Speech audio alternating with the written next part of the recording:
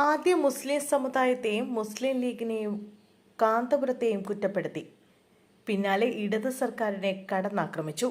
വിവാദ പ്രസംഗം തുടർന്ന് വെള്ളാപ്പള്ളി. 2 ദിവസമായി വലിയ വിവാദങ്ങൾക്ക് കാരണമാകുന്ന പ്രസംഗങ്ങളാണ് SNDP യോഗം ജനറൽ സെക്രട്ടറി വെള്ളാപ്പള്ളി നടേശൻ നടത്തിയിരിക്കുന്നത്.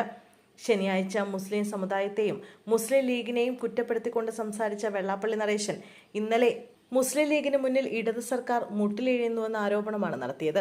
ഒരു പ്രത്യേക ലക്ഷ്യമില്ലാതെ വെള്ളാപ്പള്ളി ഇത്തരത്തിൽ പ്രതികരണങ്ങൾ നടത്താറില്ല. എന്താണ് ഇപ്പോൾ ഉയർത്തുന്ന വിഷയത്തിന്റെ ലക്ഷ്യമെന്നാണ് രാഷ്ട്രീയ കേരളം ഉറ്റുനോക്കുന്നത്.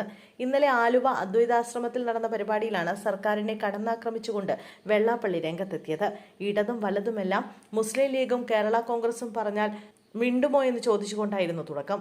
നിയമസഭാ തെരഞ്ഞെടുപ്പിൽ മുസ്ലിം ലീഗ് കൂടുതൽ സീറ്റുകൾ ചോദിക്കുന്നുവെന്നും അദ്ദേഹം പറഞ്ഞു. മുഖ്യമന്ത്രി സ്ഥാനം മുന്നിൽ കണ്ടാണ് മുസ്ലിം ലീഗ് മുന്നോട്ടു പോകുന്നതെന്നും അദ്ദേഹം പ്രസംഗത്തിൽ പറഞ്ഞു. കേരളം വൈകാതെ മുസ്ലിം ഭൂരിപക്ഷ നാടാകുമെന്നായിരുന്നു വെള്ളാപ്പള്ളി നടേശന്റെ ശനിയാഴ്ചത്തെ പ്രതികരണം. കേരളത്തിലെ LDF, UDF മുന്നണികൾ മുസ്ലിം സമുദായത്തെയാണ് സഹായിക്കുന്നതെന്നും കേരളത്തിൽ മുസ്ലിം ലീഗാണ് കൂടുതൽ സീറ്റിൽ മത്സരിക്കുന്നതെന്നും കോട്ടയത്ത് നടന്ന SNDP യോഗത്തിന്റെ നേതൃയോഗത്തിൽ വെള്ളാപ്പള്ളി പറഞ്ഞിരുന്നു. മറ്റു സമുദായങ്ങൾ ജാതി പറഞ്ഞെല്ലാം നേടുന്നു. ഇങ്ങനെ പോയാൽ അച്യുതാനന്ദൻ പറഞ്ഞ പോലെ കേരളം ഒരു മുസ്ലിം ഭൂരിപക്ഷ നാടാകും. കാന്തപുരം പറയുന്നത് കേട്ട് മാത്രം ഭരിച്ചാൽ മതി. കേരള ഗവൺമെന്റ് എന്ന സ്ഥിതിയാണ്.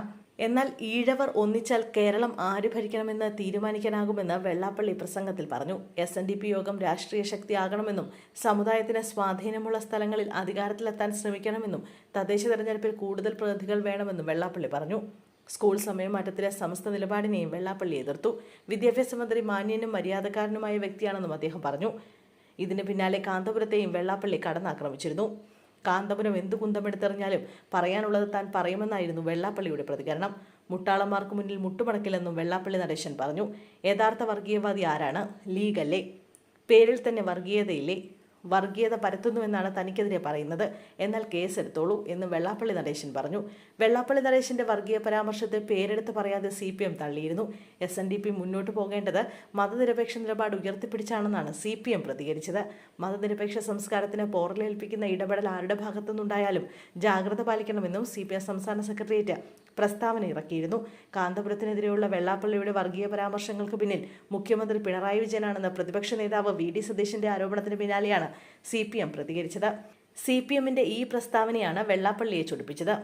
തുടക്കത്തിൽ പറഞ്ഞതുപോലെ ഒന്നും കാണാതെ വിവാദമുണ്ടാക്കുന്ന വ്യക്തിയല്ല വെള്ളാപ്പള്ളി നടേശൻ എന്നാണ് 140 ന്യൂസ് പൊളിറ്റിക്സിന് പറയാനുള്ളത്. അടുത്തുവരുന്ന തദ്ദേശ സ്വയംഭരണ തെരഞ്ഞെടുപ്പ് തന്നെയാണ് വെള്ളാപ്പള്ളിയുടെ ലക്ഷ്യം.